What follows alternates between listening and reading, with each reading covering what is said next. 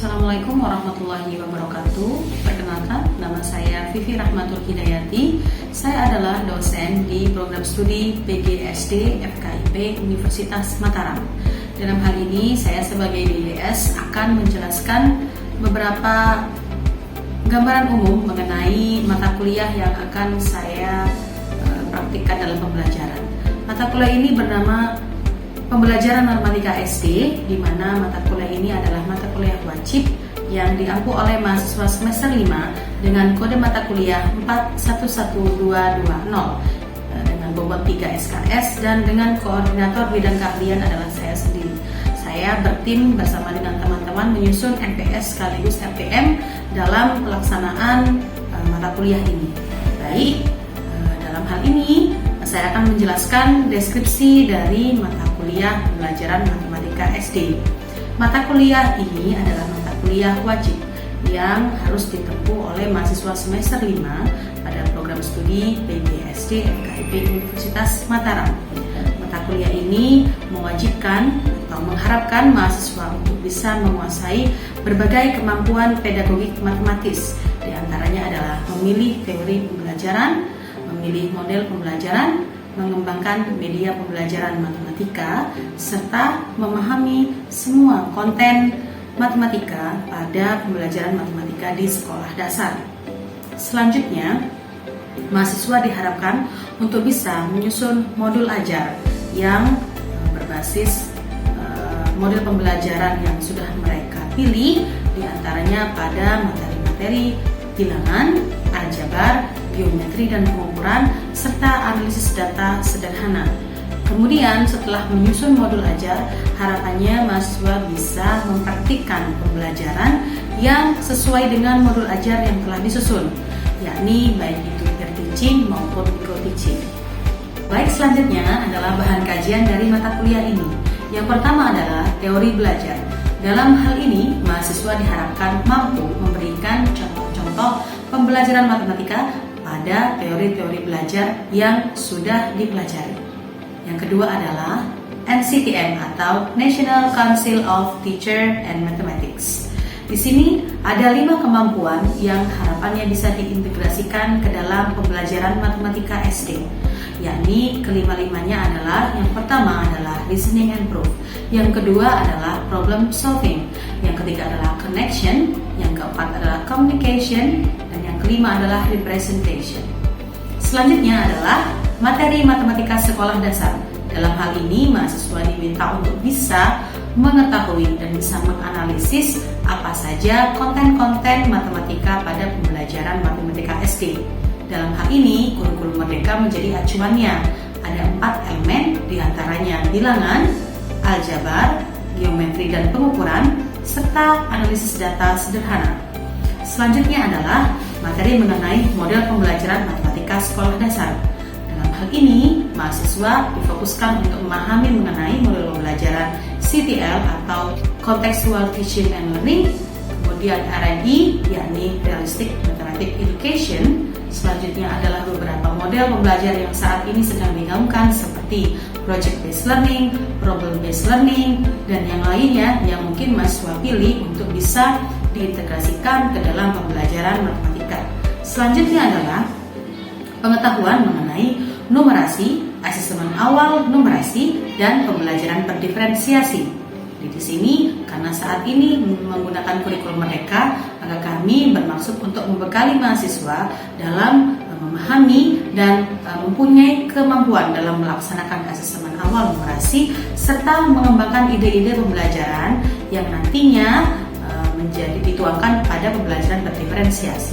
Selanjutnya adalah media pembelajaran. Dalam hal ini, mahasiswa diharap mampu menyusun, mengembangkan, serta membuat suatu produk, yakni media pembelajaran yang cocok dan sesuai dengan materi pada matematika sekolah dasar.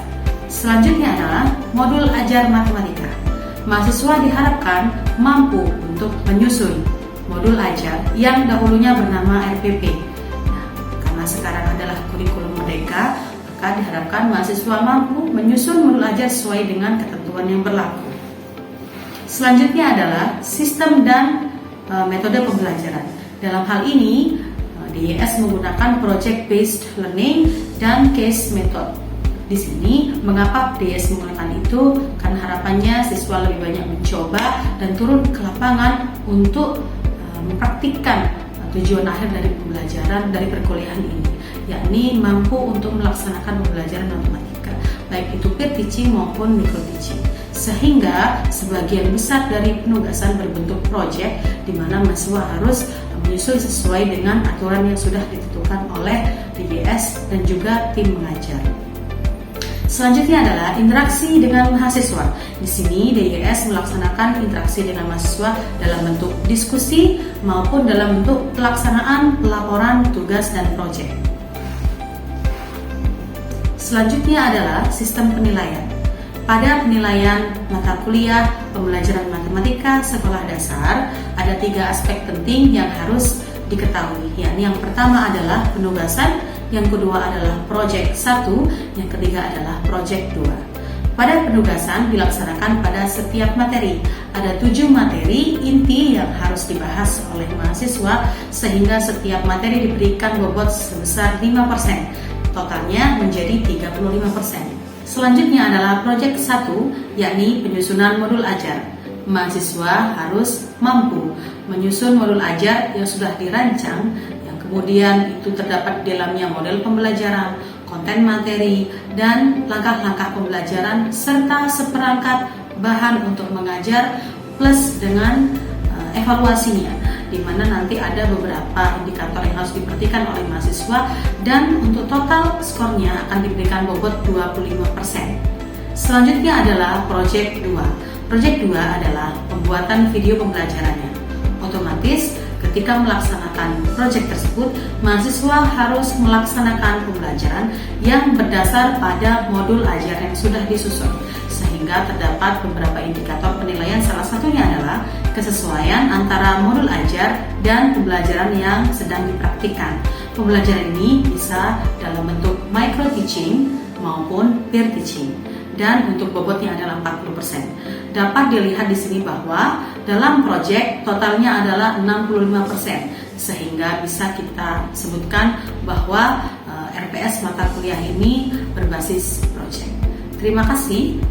Kemudian akan ada tampilan video pembelajaran dalam materi numerasi. Selamat menyimak. Warahmatullahi wabarakatuh.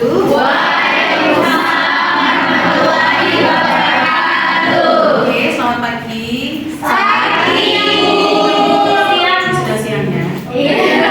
Oke, Bapak sekalian, hari ini kita akan belajar mengenai numerasi. Kemudian ada lagi nanti kita mengenal numerasi awal, asesmen awal numerasi, dan juga yang namanya pembelajaran berdiferensiasi ya.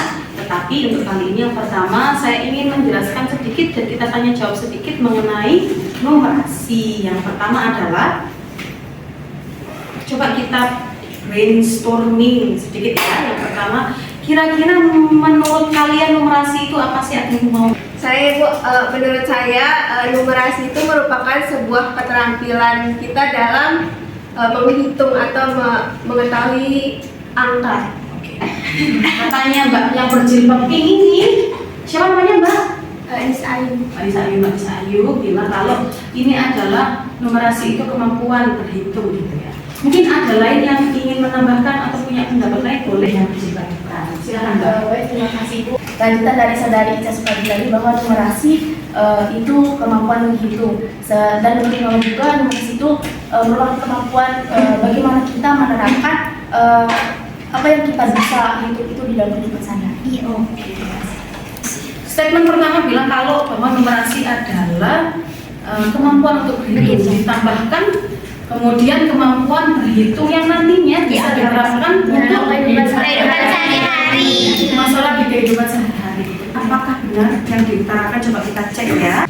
Jadi tadi yang sudah disampaikan oleh temannya di sebelah kiri maupun sebelah kanan itu benar ya, bahwa pengetahuan bahwa keterampilan numerasi itu maksudnya adalah pengetahuan siswa dalam gitu ya, menggunakan angka dan simbol, kemudian yang berkaitan dengan matematika dasar untuk memecahkan masalah praktis teoritis atau masalah kontekstual yang ada di sekitar siswa.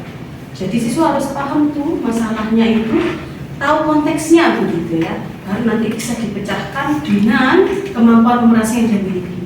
Sekaligus kemampuan untuk menganalisis informasi yang ditampilkan dalam berbagai bentuk, baik itu diagram, gambar, tabel gitu yang Anda ketahui mengenai analisis data dan sebagainya. Lalu menggunakan interpretasi itu untuk memprediksi ya. Jadi ini adalah tingkatan yang lebih tinggi. Harapannya kemampuan numerasi itu sejauh itu gitu ya, berpengaruh pada siswa. Kemudian kalau kita sudah bicara tentang numerasi sepertinya akan dekat sekali dengan kurikulum merdeka ya. Ada yang tahu kira-kira lingkupnya numerasi di kurikulum merdeka itu ada berapa? Bilangan. Ya. Kalau setelah bilangan, kira-kira ada yang tahu selain bilangan apa yang dipelajari anak-anak SD? Aljabar, aljabar iya, geometri dan pengukuran ya. Juga selanjutnya kira-kira ada yang tahu selain ini? Satu lagi sederhana kalau di KN ya, tapi kalau di numerasi sendiri namanya data dan ketidakpastian ya. Ini sebenarnya tidak hanya untuk SD ya, untuk sampai SMA. Makanya ada probability, tahu ya, peluang, logika ketika ada SMA ya, nah seperti itu. Kira-kira menurut adik-adik mahasiswa sekalian, penting nggak sih kemampuan numerasi dikuasai oleh peserta didik? Kira-kira ada yang tahu? Saya pengen ini tahu pendapatnya, kenapa kok penting? Jadi menurut saya numerasi itu sangat penting karena alasannya ketika kita bisa melakukan numerasi ini kita dapat memecahkan permasalahan-permasalahan yang ada dalam kehidupan kita sehari-hari. Iya, jadi butuhkan sekali ya kemampuan itu, tidak ketika dia sekolah saja tidak, tapi ketika dia keluar dari sekolah itu bisa berdampak. Mungkin ada yang lain yang ingin mengutarakan? Boleh. Kira-kira kenapa kok penting? Silakan Mbak.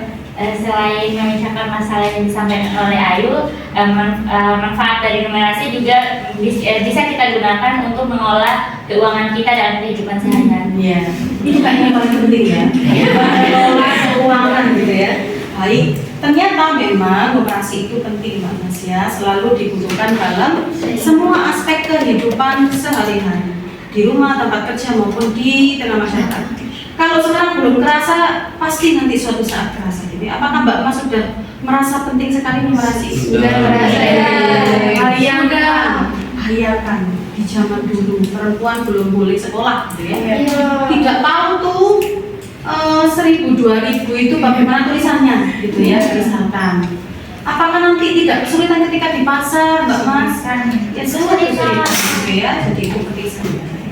Konsep matematika. Ketika numerasi itu tidak dibarengi dengan konsep matematika ya akan sangat sulit gitu ya. Jadi konsep matematika itu sendiri atau pemahaman konsep matematika itu sendiri adalah kemampuan peserta didik untuk memahami arti dan hubungan konsep-konsep matematika serta mampu menerapkannya dalam situasi nyata ya. Jadi dia ini seperti bergandengan dengan kemampuan numerasi. Selanjutnya coba kita lihat satu persatu poin ya.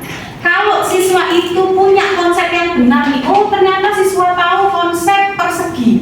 Kira-kira dia kalau disuruh nyebutkan dengan bahasanya sendiri bisa apa enggak? Tanpa lihat buku. Bisa. Walaupun sekedar apa sih persegi? Yang bentuknya pokoknya ada 4 garis itu, terus sudutnya 90 derajat, benar nggak? Benar. Siswa itu benar gitu ya, secara konseptual teoritis matematika mungkin kurang lengkap, tapi dia setidaknya paham bahwa persegi itu bentuknya begitu. Coba kalau nggak bisa, Mbak Mas pasti kalau tidak tahu makna sesuatu, kalau disuruh menjelaskan lagi pasti bingung ya. Iya. Bisa menerapkannya dalam situasi berbeda-beda. Kemudian memecahkan masalah matematika yang kompleks tidak hanya mengandalkan rumus saja, membuat koneksi antar konsep. Misalkan ada bangun gitu ya, sebentar saya mau cek dulu ya. Misalkan Mbak Mas ada bangun seperti ini, coba kita lihat ya, semoga tidak permanen. Coba ya, Anda tidak bingung, saya buat seperti ini. Gitu ya. kemudian ini sama dengan ini semuanya adalah siku-siku. Misalkan saya punya bangun A, B, C, D. Ini kira-kira kalau saya mau cari kelilingnya, berarti bagaimana caranya saya mencari kelilingnya, Mbak Mas? Bismillah aja. Kelilingnya A tambah B tambah E tambah C tambah D tambah ke A, ya. Berarti B A, B, ya. Ditambah B, ditambah E, C, C, D, D, A. Nah, ini ada berapa konsep nih? Ada konsep bangun, ada konsep pengurangan, ada konsep penjumlah. Hanya konsep ya? Iya. Harapannya siswa itu kalau punya kemampuan numerasi dia bisa menyelesaikan soal-soal atau masalah yang butuh beberapa konsep. Harapannya siswa itu bisa looking back ya. Apa sih looking back itu? Melihat kembali. Ya, melihat kembali. Pernah dengar berarti ya looking back ini? Iya. Di pembelajaran, di pemecahan masalah kuliah, looking back itu siswa harus bisa merenung kembali. Oh, saya itu mengerjakan mulai dari sini sampai sini, gitu ya. Oh, ternyata saya salah di proses ini, saya ulang di proses ini. Kemudian nanti selanjutnya dia bisa menyesuaikan, gitu ya. Kemudian berpikir kritis dan kreatif. Saya tanya nih, 10 cm kali 10 cm sama dengan 100 cm kali cm sehingga 100 cm. Apakah benar seperti ini? Tidak. Ini benar, apakah sentimeter kuadrat adalah sentimeter kali sentimeter? Oh, benar. Benar seperti ini? Kalau teori yang saya pegang nih ya, yang boleh dioperasikan, operasi penjumlahan, pengurangan, pembagian dan perkalian hanya bilangan gitu ya. Aljabar itu sebenarnya dia simbol tapi dia sebenarnya bilangan, makanya boleh dioperasikan. Tetapi kalau satuan tidak boleh dioperasikan, sentimeter kuadrat didapat dari yaitu satuan untuk luas.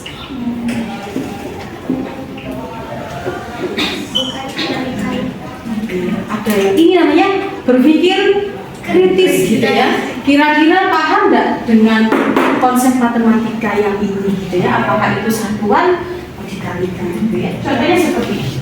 Kemudian mengapa pemahaman konsep matematika itu penting? Ya, seperti tadi memungkinkan dia dalam memecahkan masalah, kemudian membangun keterampilan dia untuk berpikir kritis, juga sejalan dengan arah kebijakan berikutnya. Sekarang kita bagi menjadi 6 kelompok gitu ya, 1, 2, 3, 1, 2, 3 gitu ya. Saya ingin mencontohkan pembelajaran matematika untuk anak SD gitu ya, mana yang menarik dan mana yang tidak. Konsep-konsep yang dipelajari bukannya sih nggak menarik ya. Satu kelompok nanti kalian berkelompok ya. Satu kelompok. Kemudian tapi ya ini tuh 2 kelompok gitu ya. Ini tuh 2 kelompok ya.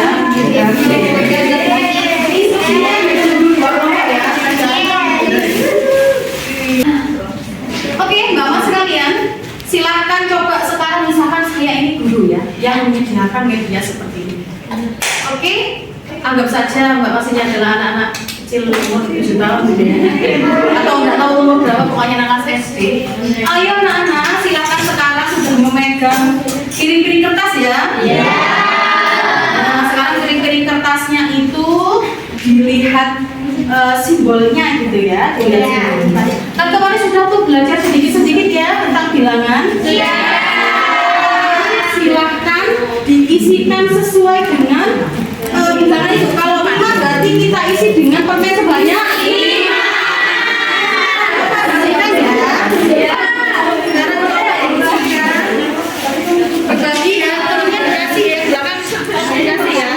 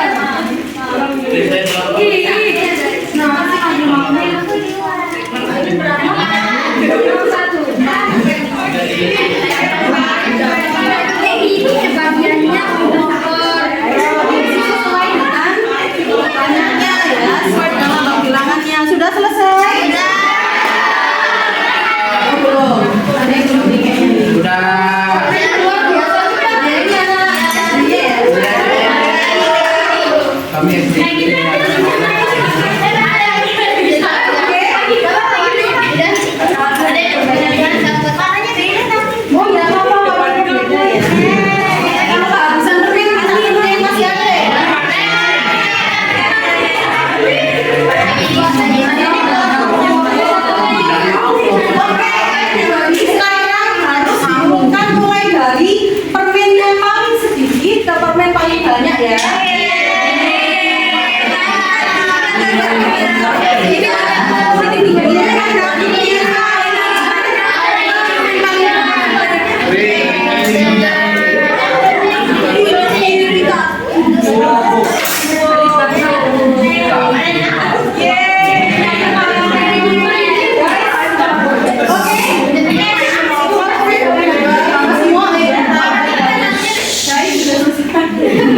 Seru sekali sebetulnya ya.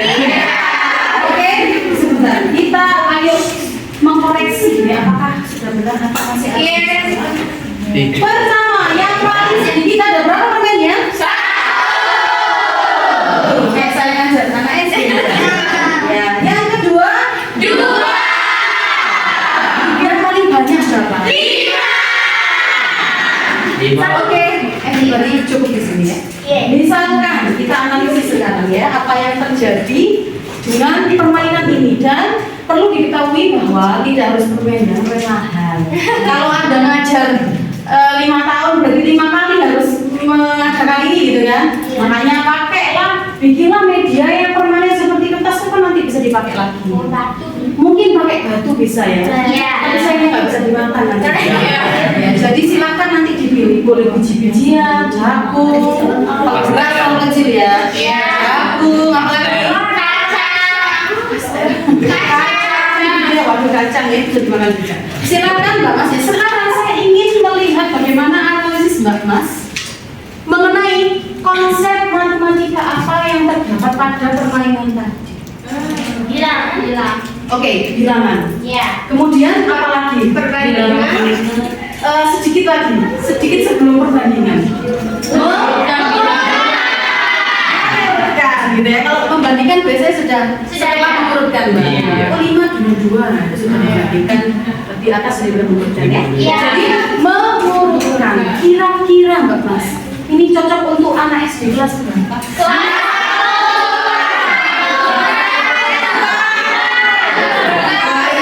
Guys, of course ini masih kelas rendah. Kalau kelas rendah itu karena kita masih bilangan satu digit ya. Jadi masih satuan dia itu bilangannya. Sehingga mungkin bisa di kelas 1 atau kelas 2. Kelas 2 memang kadang kita menemukan ada SD yang di kelas 2 pun belum bisa loh. Belum bisa ya. Jadi ini juga berguna ketika dia belajar menulis bilangan. Oh ternyata 5 itu tulisannya begitu. Bisa ya, sedikit. Kalau nanti kita lama-lama praktik, bisa jadi nanti anaknya ingat. Seperti itu loh, angka 2 seperti itu lakukan dengan berbagai macam media pembelajaran. Mbak Mas pasti jauh lebih kreatif dibanding saya ya. Ini adalah salah satu pembelajaran numerasi, Mbak. Ini masih numerasi. Kenapa? Karena basic dulu ya. Anak-anak bayangkan gimana dia bisa mengerjakan soal cerita kalau dia tidak bisa membaca. Soal kan enggak? Soal mau saya gitu ya. Misalkan tiba-tiba buku kelas 1 tulisannya instruksi bacaan gitu. Anak kelas 1 kan nggak semua dari TK. Nggak semua bapak ibunya perhatian dengan anaknya, diajari baca dari kecil. Tidak semuanya seperti itu. Maka inilah tugas adik-adik ya, yang besok mungkin jadi guru kelas 1 kelas 2. Itu memperbaiki kondisi numerasi di NBD secara khusus. Kenapa? Karena kondisi numerasi belum karena masih merah waktu itu ya beberapa tahun lalu. Akhirnya belum sampai ke kecukupan minimal. Sehingga Mama silahkan nanti bereksplorasi ya dengan pembelajaran lebih lagi. Kita akan bertemu di kelompok selanjutnya akan belajar mengenai asesmen awal numerasi dan pembelajaran diferensiasi. Terima kasih atas perhatiannya. Mohon maaf jika ada salah dari saya. Assalamualaikum warahmatullahi wabarakatuh.